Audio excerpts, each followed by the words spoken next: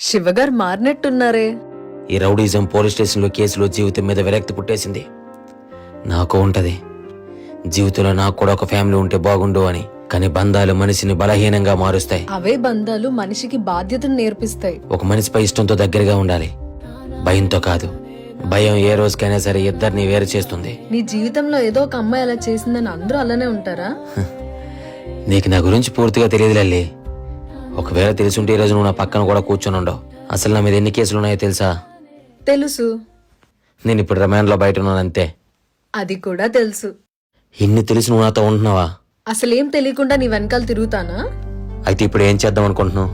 నీకు ఇష్టమైతే ఇద్దరం పెళ్లి చేసుకుందాం శివ. మనం కలిసి ఉన్నాక నేను జైలుకి వెళ్ళిపోతే? నీకోసం వెయిట్ చేస్తూ ఉంటాను శివ.